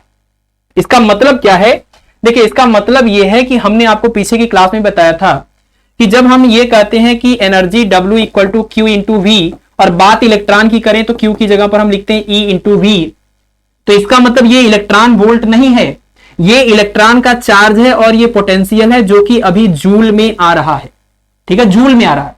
यानी आप ध्यान रखें कि जो E इंटू वी नाम की ये पूरी एनर्जी है वो अभी जूल में है, लेकिन अगर इसी एनर्जी को हमें इलेक्ट्रॉन वोल्ट में कन्वर्ट करना हुआ तो क्या करें। इसी को अगर हमें इलेक्ट्रॉन वोल्ट में कन्वर्ट करना हुआ तो आपको पता है जूल वाली वैल्यू को 1.6 इंटू 10 पावर माइनस 19 से डिवाइड करें तो ये एनर्जी अब जो आएगी वो इलेक्ट्रॉन वोल्ट में आएगी। और इलेक्ट्रॉन का चार्ज और ये जो नीचे न्यूमेरिकल वैल्यू है बिल्कुल इक्वल न्यूमेरिकल वैल्यू है, कैंसिल हो जाएंगे, सिर्फ आपको V मिलेगा वो भी इलेक्ट्रॉन वोल्ट। समझ रहे हैं, इसका मतलब ये हुआ कहने का कि अगर पोटेंशियल डिफरेंस V है तो उसके करस्पॉन्डिंग इलेक्ट्रॉन की जो काइनेटिक एनर्जी आएगी उसकी न्यूमेरिकल वैल्यू भी V के इक्वल ही होगी, लेकिन ये पोटेंशियल नहीं है। अब न्यूमेरिकल वैल्यू पोटेंशियल के बिल्कुल इक्वल है, लेकिन ये एनर्जी है जो कि इलेक्ट्रॉन वोल्ट में आएगा, ये बात ध्यान रखना है। तो यहां जब हम V लिखते हैं तो इसका मतलब ये हम पोटेंशियल नहीं रख रहे हैं, यहां पर हम रख रहे हैं एनर्जी की वैल्यू। ये W की वैल्यू है Q इंटू V करके हमने सॉल्व किया है, बस इसको हमने कन्वर्ट कर लिया है इलेक्ट्रॉन वोल्ट में, ठीक है। तो अगर आपको पोटेंशियल वोल्ट में दिया हुआ है तो उसके करस्पॉन्डिंग जो एक्सिलरेटेड एनर्जी आती है, एक्सिलरेटेड इलेक्ट्रॉन की एनर्जी आती है, उसकी न्यूमेरिकल वैल्यू उतनी ही होती है, बस वो इलेक्ट्रॉन वोल्ट में। आपने आयनाइजेशन एनर्जी और आयनाइजेशन पोटेंशियल में देखा था, अगर आयनाइजेशन एनर्जी की वैल्यू आपको मिल गई कितनी 13.6 इलेक्ट्रॉन वोल्ट, इसका मतलब आयनाइजेशन पोटेंशियल सीधे सीधे हो गया 13.6 वोल्ट, क्योंकि इसके करस्पॉन्डिंग एनर्जी निकालेंगे Q इंटू V वाले फार्मूले से और इस तरह से कन्वर्ट करेंगे तो न्यूमेरिकल वैल्यू बिल्कुल सेम आएगी, ठीक है। तो ये डाउट आप अपना क्लियर कर लीजिए कि यहां पर जो V हम लिखते हैं वो एक्चुअल में V वाली न्यूमेरिकल वैल्यू है, जिसके करस्पॉन्डिंग जो एनर्जी है वो हम यहां लिख रहे हैं वो भी इलेक्ट्रॉन वोल्ट में। है ना। तो है वही चीज, यहां पर हम प्रॉपर ई लिखते थे सिंबल तो आपको लगता था एनर्जी है इलेक्ट्रॉन वोल्ट में, यहां हम वी लिखते हैं तो आपको लगता है ये वोल्ट है। ये वोल्ट नहीं है, ये वोल्ट वाली न्यूमेरिकल वैल्यू है, ये एक्चुअल में एनर्जी है। न्यूमेरिकल वैल्यू दोनों की सेम ही होती, ठीक है। तो ये चीज आपका क्लियर हो गया, ठीक है। और पिछली क्लास में भी हमने आपको ये एटॉमिक स्पेक्ट्रम वाले लेक्चर में इस चीज को बताया था कि एनर्जी को जब हम वोल्ट में कन्वर्ट करते हैं, इलेक्ट्रॉन वोल्ट में कन्वर्ट करते हैं, तो वो बिल्कुल पोटेंशियल वाली वैल्यू के ही इक्वल आता है, ठीक है। तो चलिए इस सवाल को अब सीधे यहां से सॉल्व कर सकते हैं। तो लैम्डा मिनिमम या कट ऑफ वेवलेंथ निकालने के लिए 1 2 3 7 5, कई जगहों पर 1 2 3 7 5 लिखने की बजाय, मतलब 12,375 की बजाय 12,400 भी लिखते हैं, तो कोई खास फर्क आता नहीं है, अप्रोक्सीमेट सेम ही वैल्यू आ जाएगी। और अपान में आपको लिखना है 40, लेकिन इलेक्ट्रॉन वोल्ट चाहिए यहां, तो किलो इलेक्ट्रॉन वोल्ट है तो आप इसको 40 इंटू किलो की जगह पर 10 पावर 3 रखेंगे। ये देखिए पूरा इलेक्ट्रॉन वोल्ट में हमने रख दिया। अब यहां से आंसर सीधे सीधे एंगस्ट्रॉम में आ जाएगा। अब इसको सॉल्व कर लीजिए, 1 2 3 7 5 अपान में 4 और ये 10 पावर 4 ऊपर जाके माइनस बनेगा, और इसको आप सॉल्व कर लीजिए तो ये डिवाइड कर लीजिएगा 3 और फिर 0 फिर 9 1 बचा 3.7 टाइम्स 2 बचा 5 और 10 पावर -4 से डिवाइड करेंगे तो ये डेसिमल 4 टाइम्स इधर खिसक जाएगा, तो कितना आ जाएगा 0.309 समथिंग एंगस्ट्रॉम। और इसके सबसे करीबी जो ऑप्शन दिया है, अगर आप इसकी लिमिटिंग वैल्यू ले तो ये आ जाएगा 0.31 एंगस्ट्रॉम, ऑप्शन नंबर डी, ठीक है। तो ये पहली बात तो आप याद रखिए कि जो डुआन हंट लॉ होता है, इस डुआन हंट लॉ में ये जो फार्मूला हम यूज करते हैं वो मैक्सिमम एनर्जी वाले कंटिन्यूअस एक्सरे के लिए इस्तेमाल करते हैं, ठीक है ना। मैक्सिमम एनर्जी का जो कंटिन्यूअस एक्सरे इमिट होता है उसी के लिए इस्तेमाल करते हैं। और इस फार्मूले में ये जो V है वो सिर्फ V की वैल्यू रखनी है, इलेक्ट्रॉन वोल्ट में एक्चुअल में एनर्जी, दोनों फार्मूले सेम है, ठीक है, अलग नहीं। नेक्स्ट देखिए क्वेश्चन नंबर 17, इसमें कह रहे हैं कि the particles heavier than nucleons are, nucleon से हैवी पार्टिकल का नाम क्या है। ऑप्शन दिया हुआ है हाइपरॉन, लेप्टॉन, मेसॉन और ग्रेविटॉन, ठीक है ना। पहली बात तो जो ग्रेविटॉन है वो मासलेस होता है, इसका कोई मास नहीं होता है। दूसरा पॉइंट यह है कि हमने आपको बताया है कि अगर हम मास के बेसिस पर कंपेयर करें तो लेप्टॉन सबसे हल्का होता है, उससे भारी होता है आपका मेसॉन और उससे ज्यादा भारी होता है आपका क्या, बैरियन। अब यहां पर बैरियन नहीं दिया है तो बैरियन के अंदर ही आपको पता है क्या, हम कंपेयर जब करते हैं बैरियन के अंदर तो दो चीजें निकल के आती है, न्यूक्लियन और हाइपरॉन, ठीक है। तो न्यूक्लियन और हाइपरॉन में अगर हम बात करें तो न्यूक्लियन से भी ज्यादा हैवी होता है क्या, हाइपरॉन, न्यूक्लियन से भी ज्यादा हैवी होता है हाइपरॉन। तो इस क्वेश्चन का आंसर हो जाएगा ऑप्शन नंबर ए, ठीक है। ये सीक्वेंस आप याद रखें, लेप्टॉन, मेसॉन, न्यूक्लियन और हाइपरॉन। तो इसमें कह रहे हैं कि the change in the wavelength of an x-ray photon when it suffers scattering through an angle 90 degree by a suitable matter is, यानी कि अगर किसी सुटेबल मैटर से एक्सरे फोटोन 90 डिग्री से स्कैटर्ड हो जाए तो इसके वेवलेंथ में कितना चेंज आएगा, यानी कि स्कैटर्ड एक्सरे की वेवलेंथ और इंसिडेंट एक्सरे की वेवलेंथ का डिफरेंस आपको बताना है, ठीक है ना। इस फेनोमेनन को हम बोलते हैं कॉम्पटन इफेक्ट। जैसे आपने पढ़ा है फोटो इलेक्ट्रिक इफेक्ट जो कि लाइट के पार्टिकल नेचर को सपोर्ट करती है, वैसे ही एक फेनोमेना ये भी है कॉम्पटन इफेक्ट जो लाइट के पार्टिकल नेचर को सपोर्ट करती है, ठीक है ना। और इसमें होता क्या है कि जब आप किसी मटेरियल के ऊपर एक्सरे फोटोन को या लाइट को इंसिडेंट करेंगे तो वो सबसे पहले उसको एब्जॉर्ब करती है और एब्जॉर्ब करने के बाद उससे एक नई रेडिएशन इमिट करती है जिसकी फ्रीक्वेंसी इंसिडेंट रेडिएशन की फ्रीक्वेंसी से कम होती है, मतलब फ्रीक्वेंसी डिक्रीज हो जाती है, ठीक है ना। तो इस फेनोमेनन को हम बोलते हैं कॉम्पटन इफेक्ट। तो यानी आप कह सकते हैं कि स्कैटर्ड एक्सरे जो है या जो रेडिएशन है उसकी जो फ्रीक्वेंसी होगी वो इंसिडेंट रेडिएशन की फ्रीक्वेंसी से अगर कम है तो इसका मतलब वेवलेंथ जो होगा वो ज्यादा होगा, यानी लैम्डा डैश लैम्डा से ज्यादा होगा। इसका हमारे पास एक फार्मूला है, आपको याद रखना होगा, लैम्डा डैश माइनस लैम्डा, जिसको हम डेल्टा लैम्डा भी बोल सकते हैं। इसका फार्मूला है H/m0c और ब्रैकेट में 1 माइनस कॉस थीटा। ये प्रॉपर फार्मूला है, इसको आप याद रखें। ये पूरा फार्मूला है वेवलेंथ चेंज का इंसिडेंट और स्कैटर्ड रे के बीच में। H/m0c जो है, इसमें H आपको पता है प्लांक कांस्टेंट है और m0 जो है वो इलेक्ट्रॉन का रेस्ट मास है, c speed of light in vacuum है। इसको पूरा सॉल्व करेंगे 0.0243 इतना एंगस्ट्रॉम ये आता है, जिसको हम कॉम्पटन वेवलेंथ भी बोलते हैं, ठीक है ना। पूरा आप याद कर लीजिए, इसको हम कॉम्पटन वेवलेंथ बोलते हैं और जो वेवलेंथ का हम डिफरेंस कैलकुलेट करने जा रहे हैं उसको हम कॉम्पटन शिफ्ट बोलते हैं, ठीक है ना। इसको हम इस पूरे को कॉम्पटन शिफ्ट बोलते हैं। तो यहां पर आपको स्कैटरिंग जो एंगल दिया हुआ है थीटा की वैल्यू 90 डिग्री है, तो आप यहां पर 90 डिग्री रख लीजिए तो आपको ये वेवलेंथ का चेंज या कॉम्पटन शिफ्ट मिल जाएगा, ये आ जाएगा 0.0243, है ना, ये वाली पूरी वैल्यू। और 1 माइनस cos 90 की वैल्यू 0 होती है, तो मल्टीप्लाई करेंगे तो 0.0243 एंगस्ट्रॉम इतना कॉम्पटन शिफ्ट हो जाएगा। मतलब ये जो स्कैटर्ड रेडिएशन है या एक्सरे है, उसकी वेवलेंथ इंसिडेंट रेडिएशन की वेवलेंथ से इतनी ज्यादा हो जाएगी, ठीक है ना, इसको कॉम्पटन शिफ्ट बोलते हैं। तो 0.0243 होता है, तो 24 करके दिया है, ऑप्शन नंबर सी करेक्ट हो जाएगा, ठीक है। ये फार्मूला आप नोट कर लीजिए। चलिए आगे बढ़े, चलिए आगे बढ़ते हैं। अगला क्वेश्चन देखिए, क्वेश्चन नंबर 19। इसमें कह रहे हैं the reaction which does not represent beta decay. इन चारों में से कौन सा रिएक्शन है जो बीटा डीके को रिप्रेजेंट नहीं करता है, ठीक है। तो बीटा डीके आपको पता है, दो तरह का बीटा डीके होता है।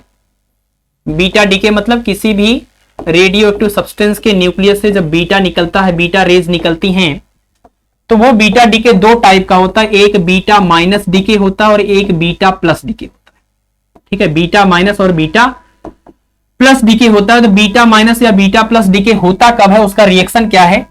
देखिए, जब न्यूक्लियस के अंदर नंबर ऑफ न्यूट्रॉन स्टेबल होने के लिए जरूरी नंबर ऑफ न्यूट्रॉन से ज्यादा हो जाता है, तो वो न्यूट्रॉन प्रोटॉन में कन्वर्ट हो जाता है, उसके साथ में एक इलेक्ट्रॉन इमिट होता है और साथ में एक इलेक्ट्रॉन का एंटी न्यूट्रिनो भी, ठीक है। यही जो फास्ट मूविंग इलेक्ट्रॉन न्यूक्लियस से निकलता है, इसी को हम बीटा माइनस बोलते हैं, ठीक है। दूसरा, जब नंबर ऑफ प्रोटॉन ज्यादा हो जाता है नंबर ऑफ न्यूट्रॉन से स्टेबिलिटी के लिए, तो वो प्रोटॉन न्यूट्रॉन में कन्वर्ट हो जाता है, प्रोटॉन न्यूट्रॉन में कन्वर्ट हो जाता है और एक इलेक्ट्रॉन प्लस यानी कि पॉजिट्रॉन और उसके साथ में एक न्यूट्रिनो, इलेक्ट्रॉन का पॉजिट्रॉन न्यूट्रिनो यहां पर इमिट होता है। तो यहां पर ये वाला जो आपका बीटा पार्टिकल निकला, इसको हम बीटा प्लस बोलते हैं, ठीक है। तो ये दोनों इक्वेशन आप ध्यान रखें, ये दोनों के दोनों इक्वेशन बीटा डीके को रिप्रेजेंट करते हैं, ये बीटा माइनस डीके को और ये बीटा प्लस डीके को। जब यहां इलेक्ट्रॉन रहेगा तो यहां पर इलेक्ट्रॉन न्यूट्रिनो का मतलब एंटी न्यूट्रिनो होगा, जब यहां पॉजिट्रॉन होगा तो सिर्फ न्यूट्रिनो होगा, ठीक है। तो इसमें आप ढूंढ लीजिए कौन कौन से इक्वेशन इससे मैच कर रहे हैं, इसके अलावा जो भी होगा वो इस क्वेश्चन का आंसर हो जाएगा। तो न्यूट्रॉन प्रोटॉन में कन्वर्ट हुआ, इलेक्ट्रॉन के साथ एंटी न्यूट्रिनो, ये तो बीटा डीके को रिप्रेजेंट कर रहा है। प्रोटॉन न्यूट्रॉन में कन्वर्ट हुआ, उसके साथ पॉजिट्रॉन और एक न्यूट्रिनो, ये भी बीटा डीके को रिप्रेजेंट कर रहा है। और इसमें ये पूछा था कौन रिप्रेजेंट नहीं करता, तो सी और डी जो दिया है ये दोनों इस क्वेश्चन का, ये नहीं होगा, सी और डी दोनों आंसर हो जाएगा। इस तरह का ये क्वेश्चन दिया हुआ है, तो ये दोनों बीटा डीके को रिप्रेजेंट नहीं करते हैं, ये दोनों बीटा डीके को रिप्रेजेंट करते हैं, ठीक है ना, beta minus decay, beta plus decay, ठीक है। चलिए आगे बढ़े, अगला क्वेश्चन देखिए, क्वेश्चन नंबर 20। इसमें कह रहे हैं कि the density of nuclear matter is of the order in kilogram पर मीटर क्यूब, यानी किलोग्राम पर मीटर क्यूब में आपको न्यूक्लियस की डेंसिटी को बताना है, ठीक है। तो हम थोड़ा सा कैलकुलेशन कर लेते हैं। न्यूक्लियस की अगर आपको डेंसिटी निकालनी है तो डेंसिटी का फार्मूला होता है मास अपान में वॉल्यूम, और आपको पता है न्यूक्लियस के अंदर होते हैं प्रोटॉन्स और न्यूट्रॉन्स, है ना, प्रोटॉन्स और न्यूट्रॉन्स, जिनको हम एक वर्ड में कहते हैं न्यूक्लियन। तो अगर आपको सपोज नंबर ऑफ न्यूक्लियन पता है, तो नंबर ऑफ न्यूक्लियन जिसको हम मास नंबर बोलते हैं ए, और एक न्यूक्लियन का जो मास है वो आपको मान लीजिए वो है स्मॉल m, तो m इंटू में अगर हम a कर दें तो इस पूरे न्यूक्लियस का मास मिल जाएगा, है ना। ये है नंबर ऑफ न्यूक्लियन, मतलब प्रोटॉन प्लस न्यूट्रॉन, और एक न्यूक्लियन का मास m के इक्वल है mass of proton, mass of neutron लगभग सेम ही होता है ना, ये लगभग सेम ही होता है। तो इसका मतलब ये कि ये हो गया पूरे न्यूक्लियस का मास, और इसके अगर वॉल्यूम के लिए फार्मूला लिखें तो आपको पता है इसके रेडियस का फार्मूला क्या होता है, r is equal to R naught A power 1/3। तो अगर हम इसका वॉल्यूम निकालें स्फीरिकल शेप मान के, तो 4/3 पाई आर क्यूब, यहां से आप लिखेंगे m इंटू ए अपान में 4/3 पाई, और उसके बाद आर क्यूब मतलब रेडियस का क्यूब, तो वहां से क्यूब करेंगे तो r नॉट पावर 3 मिलेगा, और a पावर 1/3 का पावर 3 करेंगे तो a आ जाएगा, a से a कैंसिल हो गया, ठीक है ना। अब आप यहां पर एक न्यूक्लियन यानी प्रोटॉन या न्यूट्रॉन के मास को रखेंगे, और ये सारी वैल्यूज को, ये r नॉट की वैल्यू होती है 1.2 फर्मी, इन सब की वैल्यू को यहां पर रख करके कैलकुलेट करते हैं तो अप्रोक्सीमेट 2.2 इंटू 10 पावर 17 किलोग्राम पर मीटर क्यूब मिलता है, ठीक है। तो इसका मतलब यह कि जो न्यूक्लियर मैटर की जो डेंसिटी होती है वो 10 पावर 17 के ऑर्डर की होती है, जो कि बहुत ही ज्यादा है, इस बात को भी आपको ध्यान रखना। तो इस क्वेश्चन का आंसर हो जाएगा ऑप्शन नंबर ए, पहली बात। दूसरी बात, यहां से एक चीज और आप याद रखें कि जो न्यूक्लियस की डेंसिटी होती है वो नंबर ऑफ न्यूक्लियन के ऊपर डिपेंड नहीं करती है कि न्यूक्लियन ज्यादा होंगे तो ज्यादा डेंसिटी होगी, कम होगी तो कम होगी। क्यों? क्योंकि नंबर ऑफ न्यूक्लियन यहां पर कैंसिल हो गए, तो ये जो न्यूक्लियस की डेंसिटी होती है वो ए के ऊपर डिपेंड नहीं करती है, नंबर ऑफ न्यूक्लियन के ऊपर डिपेंड नहीं करती। छोटा न्यूक्लियस हो, बड़ा न्यूक्लियस हो, बहुत बड़ा न्यूक्लियस हो सॉरी, सबकी डेंसिटी लगभग इसी ऑर्डर की हो जाएगी, 10 पावर 17 की ऑर्डर की। ठीक है, तो ये बहुत ही ज्यादा डेंसिटी होती है और ये ऑर्डर आपको याद रखना है 10 पावर 17, और ये नंबर ऑफ न्यूक्लियन पर डिपेंड नहीं करता है। ठीक है ना, चलिए आगे बढ़ते हैं, अगला क्वेश्चन देखते हैं। नेक्स्ट है क्वेश्चन नंबर 21। इसमें कह रहे हैं minimum wavelength of x-rays produced from x-ray tube depends upon, मतलब एक्सरे ट्यूब से जो एक्सरे इमिट होता है उसका जो वेवलेंथ है वो किसके ऊपर डिपेंड करता है। तो आपने फार्मूला ही देखा, lambda minimum is equal to 12375 upon में v इतना, और यहां से आ जाएगा एंगस्ट्रॉम। तो कट ऑफ वेवलेंथ या मिनिमम वेवलेंथ जो होता है वो किसके ऊपर डिपेंड करता है, तो potential difference applied across the tube, है ना। जो कुलीज ट्यूब होता है उसके कैथोड और एनोड के बीच में आपने कितना पोटेंशियल डिफरेंस लगा करके इलेक्ट्रॉन को एक्सेलरेट किया है, उसी की वैल्यू के ऊपर डिपेंड करता है। लेकिन ये ध्यान रखना है कि इस कैलकुलेशन में जो v की सिर्फ न्यूमेरिकल वैल्यू रख रहे हैं, ये पोटेंशियल हम वोल्ट में नहीं रख रहे हैं, जो v की वैल्यू आती है वही रख रहे हैं, लेकिन एक्चुअल में ये एनर्जी है इलेक्ट्रॉन वोल्ट में। तो ये एनर्जी आपके v के ऊपर ही तो डिपेंड करता है, E इंटू वी। ठीक है, तो इस क्वेश्चन का आंसर हो जाएगा ऑप्शन नंबर सी। तो इमिटेड फोटोन की जो मिनिमम वेवलेंथ होती है, सॉरी हाँ, इमिटेड एक्सरे फोटोन की जो मिनिमम वेवलेंथ होती है वो अप्लाइड पोटेंशियल डिफरेंस के ऊपर डिपेंड करती है। और आप जरा एक चीज देखिए कि जितना ज्यादा पोटेंशियल डिफरेंस आप अप्लाई करेंगे, इमिटेड फोटोन की फ्रीक्वेंसी भी उतनी ज्यादा होगी, और फ्रीक्वेंसी उतनी ज्यादा होगी तो उसका जो आप कह लीजिए एनर्जी उतनी ज्यादा होगी, और एनर्जी उतनी ज्यादा होगी तो पेनेट्रेशन पावर भी उतना ही ज्यादा होगा। तो कई बार ये भी पूछते हैं सवाल कि एक्सरे फोटोन की जो पेनेट्रेशन पावर है वो किसके ऊपर डिपेंड करती है, तो वो डिपेंड करती है कैथोड और एनोड के बीच में अप्लाइड पोटेंशियल डिफरेंस के ऊपर। ठीक है, दूसरा सवाल ये पूछते हैं कि जो एक्सरे इमिट होता है उसकी जो इंटेंसिटी है वो किसके ऊपर डिपेंड करती है। तो आपको पता है एक्सरे कितना ज्यादा इमिट होगा, ये डिपेंड करता है कि टारगेट मेटल के ऊपर कितना ज्यादा इलेक्ट्रॉन जाकर के स्ट्राइक कर रहा है, मतलब कि जो इलेक्ट्रॉन हम दे रहे थे वो इलेक्ट्रॉनों की संख्या कितनी ज्यादा है। तो नंबर ऑफ इलेक्ट्रॉन जो इंसिडेंट हो रहे हैं उनकी संख्या पर डिपेंड करता है इंटेंसिटी ऑफ एक्सरे। ठीक है, तो 2 पॉइंट आप याद रखें कि एक्सरे की इंटेंसिटी और एक्सरे की ये जो आपकी फ्रीक्वेंसी कह लीजिए या फिर उसका पेनिट्रेशन पावर कह लीजिए, वो किस किस फैक्टर पर डिपेंड करता है, ये ध्यान रखना। तो ये नंबर ऑफ इलेक्ट्रॉन पर डिपेंड करता है और ये पोटेंशियल डिफरेंस पर डिपेंड करता है। ठीक है, चलिए आगे बढ़िए, अगला क्वेश्चन देखते हैं, क्वेश्चन नंबर 22। इसमें कह रहे हैं कि 5 kilo volt potential difference is applied across X ray tube and the tube current is 3.2 milli ampere, the number of electrons incidenting पर second on the target is. आपको बताना है कि टारगेट पर सेकेंड कितने इलेक्ट्रॉन इंसिडेंट हो रहे हैं कि उसकी वजह से जो ट्यूब करंट बन रहा है वो है 3.2 मिली एम्पियर। तो आपको सिंपल सी बात पता है कि जो करंट है वो चार्ज के फ्लो के रेट पर डिपेंड करता है, और जो चार्ज है अगर उसको हम नंबर ऑफ इलेक्ट्रॉन के टर्म में बोलें तो एक इलेक्ट्रॉन की वजह से ई चार्ज बनता है, तो एन इलेक्ट्रॉनों की वजह से एन ई चार्ज बनेगा, जिसको हम क्यू बोल रहे हैं। तो क्यू की जगह पर एन ई आप लिख सकते हैं, ये हो जाएगा टी। और आपको बताना है नंबर ऑफ इलेक्ट्रॉन इंसिडेंटिंग पर सेकेंड, तो इंसिडेंटिंग पर सेकेंड नंबर ऑफ इलेक्ट्रॉन यानी एन अपान टी निकालना है, तो आपको मिलेगा नंबर ऑफ इलेक्ट्रॉन इंसिडेंटिंग पर second is equal to current या ट्यूब करंट अपान में चार्ज ऑफ 1 इलेक्ट्रॉन। यहां से आप डिवाइड कर देंगे तो करंट की वैल्यू है 3.2 मिली एम्पियर, मिली मतलब कितना 10 पावर माइनस में 3 एम्पियर, और अपान में ई की वैल्यू हो जाएगी 1.6 इंटू 10 पावर माइनस 19। इससे आप इसको डिवाइड कर दीजिए, 2 आ जाएगा, और ये ऊपर जाके प्लस हुआ और -3 + 19 + 16 हो जाएगा, 2 इंटू 10 पावर 16। इतने इलेक्ट्रॉन पर सेकेंड इंसिडेंट होंगे तो उनसे जो करंट बनेगा वो करंट बन जाएगा 3.2 मिली एम्पियर के। ठीक है ना, तो 2 इंटू 10 पावर 16 इलेक्ट्रॉन पर सेकेंड इंसिडेंट हो रहे हैं मेटल टारगेट के ऊपर। चलिए अगला क्वेश्चन देखिए। तो इसमें कह रहे हैं कि which of the following couples is mirror nuclei, इनमें से कौन सा कपल या पेयर है जो कि मिरर न्यूक्लियाई है। ठीक है, तो मिरर न्यूक्लियाई हम समझेंगे, उसके पहले आप ये देख लीजिए आइसोटोप है ना, आइसोबार, उसके अलावा आइसोटोन, और लास्ट में आपका क्या आ गया मिरर न्यूक्लियाई। देखिए आइसोटोप के लिए जरूरी होता है कि Z की वैल्यू सेम हो, 2 या 2 से ज्यादा एलिमेंट एक दूसरे के आइसोटोप या समस्थानिक बोले जाएंगे अगर उनके लिए एटॉमिक नंबर Z की वैल्यू सेम हो। आइसोबार के लिए आपको पता है A की वैल्यू मतलब मास नंबर सेम होना चाहिए, A की वैल्यू, और आइसोटोन के लिए नंबर ऑफ न्यूट्रॉन जो है वो सेम होना चाहिए, चाहे Z और A सेम हो या ना हो।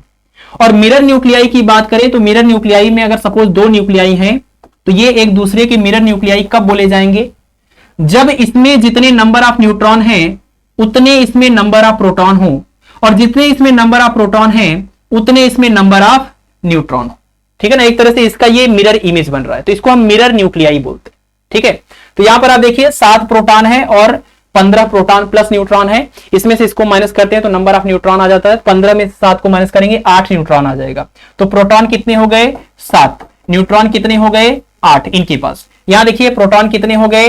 प्रोटॉन कितने हो गए? 8। और न्यूट्रॉन निकालिए, 15 में से 8 माइनस करेंगे 7 आ जाएगा। तो न्यूट्रॉन कितने हो गए? 7।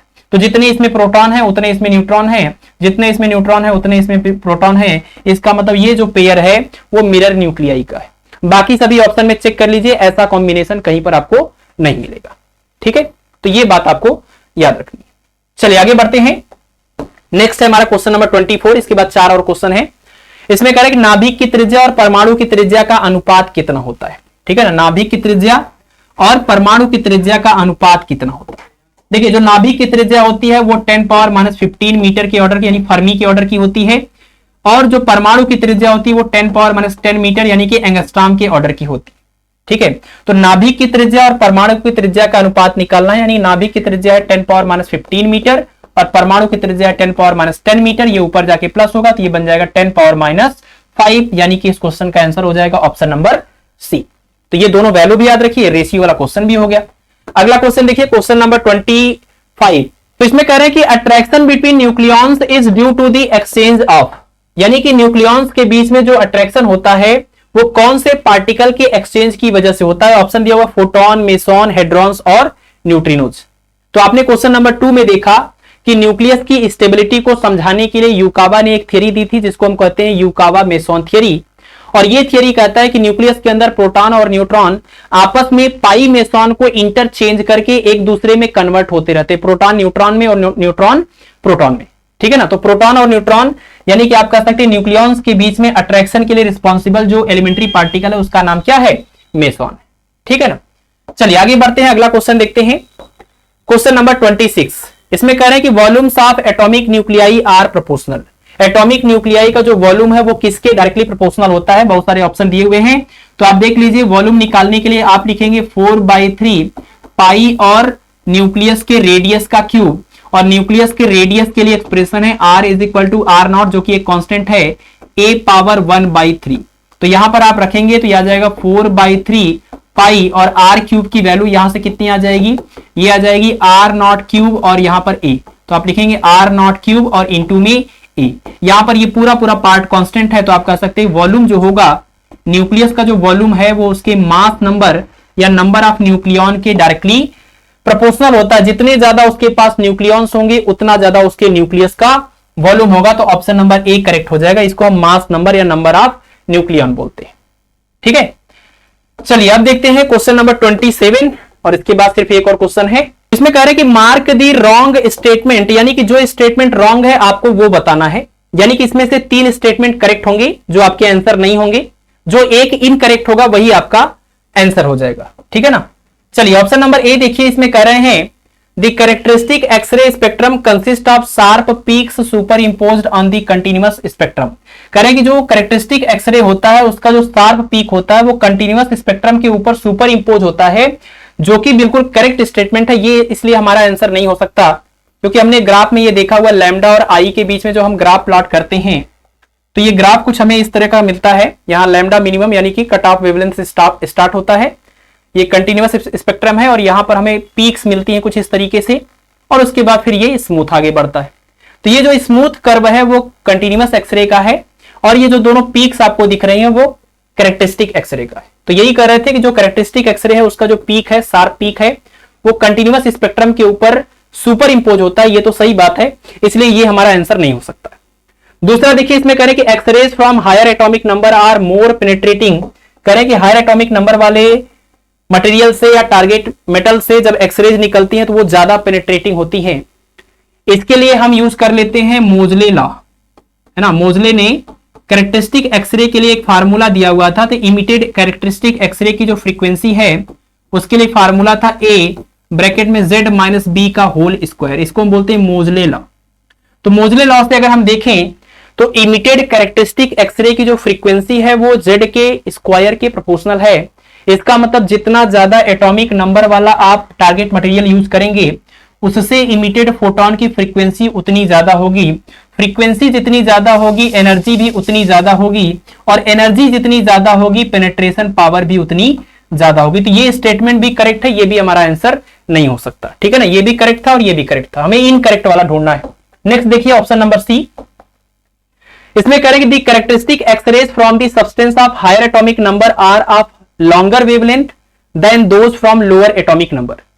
करें कि हायर एटॉमिक नंबर से जो एक्सरेज इमिट होती है उनका वेवलेंथ ज्यादा होता है as compare to lower atomic number वाले एक्सरेज की वेवलेंथ से। तो ये तो एकदम इसी का कंट्राडिक्शन हो गया। ये कह रहे थे कि हायर एटॉमिक नंबर पे पेनिट्रेशन पावर बढ़ता है यानी फ्रीक्वेंसी बढ़ती है, ये कह रहे नहीं हायर एटॉमिक नंबर पर वेवलेंथ ज्यादा होता है as compare to lower atomic number atom की।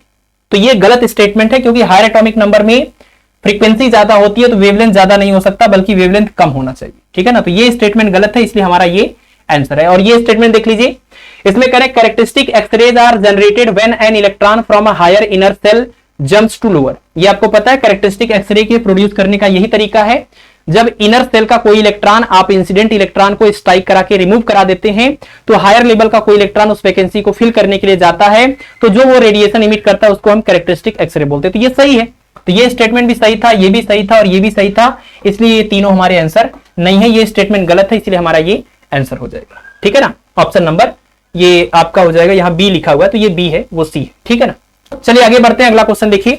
तो ये है आज की इस क्लास का लास्ट क्वेश्चन और काफी इंपॉर्टेंट क्वेश्चन भी है। तो इसमें कह रहे हैं कि the wavelength of K alpha x-ray line of an element of atomic number z equal to 11 is lambda. यानी कह रहे हैं कि एटॉमिक नंबर 11 वाले एलिमेंट के अल्फा लाइन की जो वेवलेंथ है वो लैम्डा है, और the wavelength of K alpha x-ray line of another element of atomic number z is 4 lambda. यानी कि के अल्फा वाली लाइन का वेवलेंथ आपको दिया हुआ है अलग अलग एलिमेंट के लिए, पहले z इक्वल टू 11 वाले एलिमेंट के लिए और दूसरा कोई अननोन z वाले एलिमेंट के लिए। ठीक है ना, तो आपको बताना है कि इस अननोन z की वैल्यू कितनी हो। आपको पता है कि कैरेक्टरिस्टिक एक्सरे के प्रोडक्शन में जब हम किसी भी इनर सेल के इलेक्ट्रॉन को इंसिडेंट इलेक्ट्रॉन से स्ट्राइक करके रिमूव कर देते हैं, नॉकआउट कर देते हैं, तो हायर एनर्जी लेवल के इलेक्ट्रॉन उस वैकेंसी को फिल करने के लिए जाते हैं और इस वजह से वहां से रेडिएशन इमिट होती है जिसको हम कैरेक्टरिस्टिक एक्सरे बोलते हैं। तो अगर सपोज एल सेल के इलेक्ट्रॉन के सेल के इलेक्ट्रॉन को हमने रिमूव कर दिया और एल सेल का इलेक्ट्रॉन उसको उस वैकेंसी को फिल करने के लिए जा रहा है, तो जब ये हायर एनर्जी लेवल से लोअर एनर्जी लेवल में जाता है तो वो रेडिएशन को इमिट करता है। इसी रेडिएशन को हम बोलते हैं कैरेक्टरिस्टिक एक्सरे, और इस केस में इस लाइन को हम बोलते हैं के अल्फा लाइन, है ना। तो के अल्फा लाइन का मतलब हायर एनर्जी लेवल 2 से लोअर एनर्जी लेवल 1 में ट्रांजिशन हो रहा है। और इमिटेड एक्सरे जो फोटोन होगी उसके वेवलेंथ के लिए फार्मूला है हमारे पास, एक्सरे के केस में 1 upon lambda equal to R Z minus screening constant B का होल स्क्वायर, ब्रैकेट में 1 अपान n1 स्क्वायर माइनस में 1 अपान n2 स्क्वायर। n1 मतलब लोअर एनर्जी लेवल और n2 मतलब हायर एनर्जी लेवल। ठीक है ना, और ये है स्क्रीनिंग कांस्टेंट। तो यहां पर इस सवाल में देखिए क्या है, पहले तो आप याद रखें कि ये के अल्फा लाइन के लिए स्क्रीनिंग कांस्टेंट बी की वैल्यू 1 होती है, और जो एक दूसरा कांस्टेंट आपके पास होता है ए मोजले कांस्टेंट जिसको बोलते हैं, उसकी वैल्यू 3/4 होती है। ठीक है, तो फिलहाल इसकी कोई जरूरत यहां नहीं है, बी की वैल्यू हम रख सकते हैं। और सबसे पहले एलिमेंट के लिए 1 अपान लैम्डा, और ये जो एलिमेंट है इसके लिए वेवलेंथ की वैल्यू ही लैम्डा है तो हमने 1 अपान लैम्डा ही बोला। और यहां लिखेंगे रिडबर्ग कांस्टेंट आर, और यहां पर हो जाएगा z की वैल्यू कितनी 11, तो 11 माइनस 1 होल स्क्वायर, और 1 अपान यहां पर आप लिख सकते हैं 1 का स्क्वायर माइनस में 1 अपान यहां पर 2 का स्क्वायर। और फिर दूसरे वाले केस में आप लिखेंगे, दूसरे वाले केस में वेवलेंथ है कितना 4 लैम्डा, तो 1 अपान 4 लैम्डा, यहां पर कांस्टेंट आर, और यहां पर अननोन है एटॉमिक नंबर z, b की वैल्यू 1, इसका होल स्क्वायर। और वही केस है के अल्फा लाइन है तो 1 अपान 1 स्क्वायर और 1 अपान 2 स्क्वायर। ठीक है ना, मतलब दोनों एक केस में हमने ये वाले फार्मूले को इस्तेमाल कर लिया के अल्फा लाइन के लिए, के अल्फा लाइन के लिए। तो डिवाइड कर दीजिए इनको, आपस में डिवाइड करेंगे, ये पूरा पूरा इससे कैंसिल हो जाएगा, ये रिवर्स होके मल्टीप्लाई करेगा, ये इससे कैंसिल हो जाएगा। तो क्या मिलेगा 4 लैम्डा अपान में लैम्डा इज इक्वल टू, यहां क्या मिलेगा, यहां मिलेगा 11 माइनस 1 यानी कि 10 का स्क्वायर अपान में z माइनस 1 का होल स्क्वायर। और इस लैम्डा से लैम्डा को कैंसिल करेंगे, 4 को लिखेंगे 2 का स्क्वायर, हर जगह स्क्वायर है तो स्क्वायर रूट ले लीजिए, तो आपको मिलेगा 2 इज इक्वल टू 10 और अपान में z माइनस 1। आप इसको क्रॉस मल्टीप्लाई कर लीजिए तो आपको मिल जाएगा z minus 1 is equal to 5। इसका मतलब z इक्वल टू कितना आ जाएगा 6। z की वैल्यू आ जाएगी 6, यानी ऑप्शन नंबर सी जो है वो करेक्ट हो जाएगा। ठीक है ना, ऑप्शन नंबर सी जो है वो करेक्ट हो जाएगा इस क्वेश्चन का। और यही आज की इस क्लास का लास्ट क्वेश्चन भी था। इसी के साथ आज का ये लेक्चर समाप्त होता है और आपके सिलेबस का यूनिट नंबर 6 मॉडर्न फिजिक्स भी समाप्त होता है। ठीक है ना, तो अगली क्लास जो होगी आपकी लेक्चर नंबर 49, उसमें हम स्टार्ट करेंगे इलेक्ट्रॉनिक्स। और इलेक्ट्रॉनिक्स के सिर्फ 2 लेक्चर होंगे जिसमें पूरा इलेक्ट्रॉनिक्स आपका टीजीटी, पीजीटी और जीआईसी का कंप्लीट हो जाएगा। ठीक है, तो बस आज के लिए इतना ही। बाकी आप लोग पढ़ाई करते रहें और अपने स्वास्थ्य का ख्याल रखें। Thank you.